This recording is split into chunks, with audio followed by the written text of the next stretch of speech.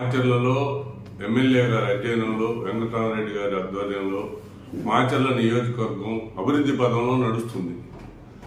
ఈ రోజున కేంద్ర ప్రభుత్వ సహకారం కావచ్చు, రాష్ట్ర ప్రభుత్వ సహకారం కావచ్చు, మాచర్లలో చుట్టూత బైపాసు, హైవే రోడ్లు, ఇది సెకండ్ క్లాస్ పట్టణం అయినా సరే దాన్ని డెవలప్మెంట్ చేసుకుంటా పట్టణాన్ని పక్కన ఉన్న ప్రాంతాలను కూడా అభివృద్ధి చేసుకుంటా ఒక మంచినీటి పథకాలని మనకు ఉన్న ప్రాబ్లమ్స్, వాటర్ ప్రాబ్లమ్స్ని క్లియర్ చేయటం కోసం వరికపుడిచల్ అనే ఒక ప్రాజెక్టు తీసుకుని ఇన్నిసార్లు శంకుస్థాపనలు వేసినా ఏ రాజకీయ నాయకుడు దాన్ని చేయలేకపోయాడు. దాన్ని ముఖ్యమంత్రి గారితో పోరాడి తన శాయశక్తులా కృషి చేసి రామకృష్ణారెడ్డి గారి ప్రయత్నంతో వరికపుడిచల మాచర్లకు సాకారం అయింది. అది ముఖ్యమంత్రి గారి చేతుల మీదుగా శంకుస్థాపన జరిగింది. అది ఆగదు. ఎట్టి పరిస్థితుల్లో రాబో 5 సంవత్సరాల్లో ఆ పథకాన్ని పూర్తి చేసి ప్రజలకు నీరు, దుర్గి, మాచర్ల, వెల్దుర్తి ఈ మండలాలు కరువు మండలాలుగా చాలా రోజుల నుంచి రైతులు అల్లాడిపోతున్నారు. ఆ వాటర్ సోర్సెస్ని ప్రజల సంతటి తేగలిగితే ఎమ్మెల్యే గారి పేరు చిరస్థాయిగా నిలబడి ఉంటుంది. అభివృద్ధి లేదు అంటారు. నాగార్జున సాగర్లో 5,50,00,000తో ప్రభుత్వ వైద్యశాల నిర్మాణం జరిగింది. ముట్టుకూరులో 2,50,00,000తో ప్రభుత్వ వైద్యశాల పిహెచ్సి సెంటర్ ప్రజలకు అందుబాటులోకి తేగలిగారు. గాజవారిపల్లిలో 2 కోట్లతో మంచి ప్రభుత్వ వైద్యశాలను పిహెచ్సి సెంటర్ను డెవలప్ చేశారు. కారంపూడిలో 1,40,00,000తో పిహెచ్సి సెంటర్, మాచర్ల నెహ్రూ నగర్ కోటి మీద 1 కోటి రూపాయలతో పిహెచ్సి సెంటర్ని నిర్మాణం చేసి ప్రజలకు వైద్యాన్ని అందుబాటులోకి తేగలిగారు. ఇంతకంటే అభివృద్ధి ఏ విధంగా చేయగలుగుతారు? మీరు ఏం చేయగలిగారని చెప్తున్నారు, ఏం చేశారని చెప్తున్నారు. ఏ రకమైనటువంటి అభివృద్ధి కార్యక్రమాలు చేయకుండా అది చేసాం, ఇది చేసాం, రోడ్లు వేసాం, రౌండ్లు వేసాం, ఇయ్యేనా? ప్రభుత్వానికి ప్రజలకి అనుసంధానం ఉండి ప్రభుత్వ వైద్యశాలను ప్రజలకు అందుబాటులో తెచ్చి మాచర్ల ప్రభుత్వ వైద్యశాలను అప్గ్రేడ్ చేసి దానికి డెవలప్మెంట్ ఫండ్స్ తెచ్చి ఆ ఫండ్స్ని వినియోగంలోకి తెచ్చి బిల్డింగ్స్ని మా ఎమ్మెల్యే గారు ఇటువంటి కార్యక్రమాలని పూర్తి స్థాయిలో నియోజకవర్గంలో అభివృద్ధి కార్యక్రమాలని తీసుకుని వచ్చారు. అంతకంటే ఏం అభివృద్ధి కావాలి? ప్రజలకు అందుబాటులోకి తెచ్చారు కదా. మాచర్ల నియోజకవర్గాన్ని 2,250 కోట్ల రూపాయలతో పలు అభివృద్ధి కార్యక్రమాలతో అభివృద్ధి దిశగా తీసుకుపోయినట్టు మా ఎమ్మెల్యే పిన్నెల్లి రామకృష్ణారెడ్డి గారు మరోమారు 5వసారి మాచర్ల నియోజకవర్గంలో భారీ మెజార్టీతో గెలవబోతున్నారు. ఎవరు ఎటువంటి దుష్ప్రచారాలు చేసినా, ఎటువంటి ఇది చేసినా ప్రజల్లో జగనన్న మీద, రామకృష్ణారెడ్డి గారి మీద ఉన్న అభిమానం వాళ్ళ విజయానికి చేరువ చేసింది. ఎల్లప్పుడూ ప్రజలకు అందుబాటులో ఉండి మాచర్ల నియోజకవర్గాన్ని వదిలిపెట్టకుండా ప్రజల్లో మమేకమై తిరుగుతున్నటువంటి పిన్నెల్లి రామకృష్ణారెడ్డి గారిని, అటువంటి వ్యక్తుల్ని మనం గౌరవించాలి, ఓటేయాలి, అభివృద్ధి పథంలో నడిపియాలి. ఎవరు వస్తారో, ఎప్పుడు వస్తారో, ఎప్పుడు వెళ్తారో ఎవరికీ తెలియని తెలుగుదేశం పార్టీలో విధానం ఈ ప్రజలందరికీ తెలుసు. ఏ రోజు ఎవరిని తీసుకొచ్చి పెడతారో, ఏ రోజు ఎవరిని ఇంటికి పంపుతారో కూడా ప్రజలకి అందరికీ తెలుసు, మాచర్ల నియోజకవర్గ ప్రజలకి.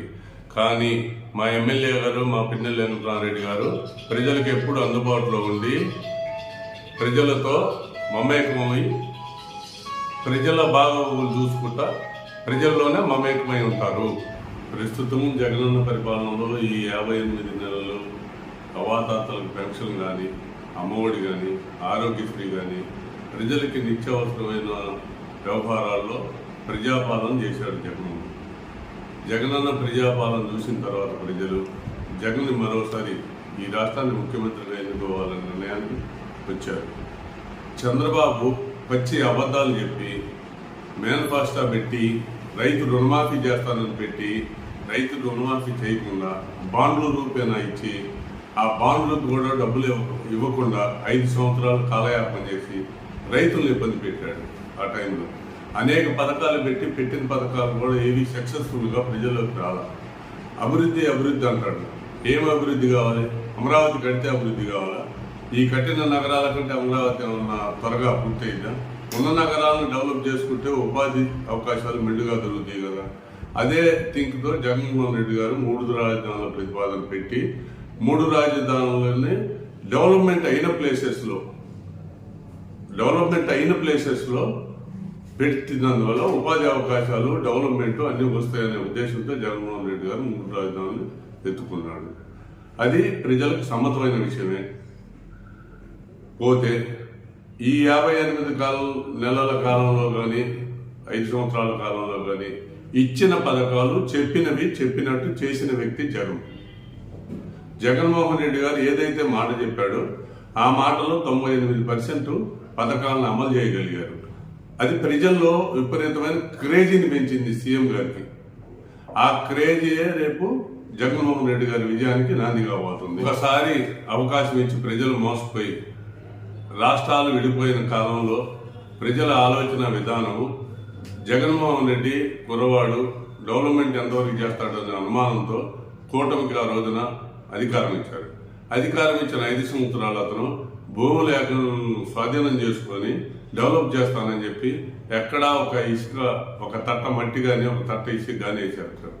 టాపీతో ప్రధానమంత్రి చేత శంకుస్థాపన చేయించారే కానీ ఎటువంటి అభివృద్ధి చేయలేకపోయారు 5 సంవత్సరాల్లో.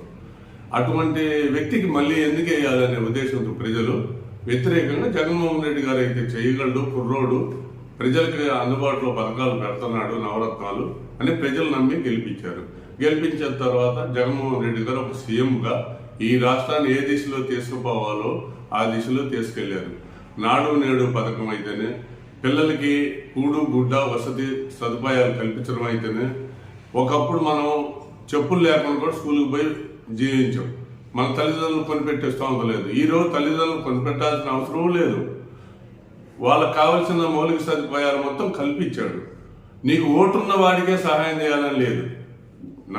నవ సమాజ నిర్మాణం కోసం భావితరాలకు కూడా భవిష్యత్తు చూడాల్సిన బాధ్యత ఉందనే ఉద్దేశంతో జగన్మోహన్ రెడ్డి గారు అటువంటి పథకాలను ఎన్నుకొని అట్లా పనిచేసుకుంటా వచ్చాడు.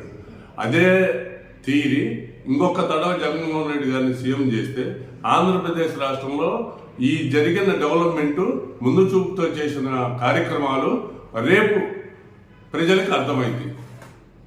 ఆ అర్థమయ్యే విధానం ప్రజలకు కూడా తెలుసు. ఎవరు చేయగలిగారు, ఎవరు చేయలేకపోయారు అనేది ప్రజలకు కూడా తెలుసు. మాచర్లో మళ్ళీ పిన్నెల్లి రామకృష్ణారెడ్డి గారే ఆంధ్రప్రదేశ్ రాష్ట్ర ముఖ్యమంత్రిగా రెండవసారి వైఎస్ జగన్మోహన్ రెడ్డి గారు ప్రమాణ స్వీకారం చేయబోతున్నారు. ఎవరు ఎటువంటి అపోహలు పడాల్సిన అవసరం లేదు.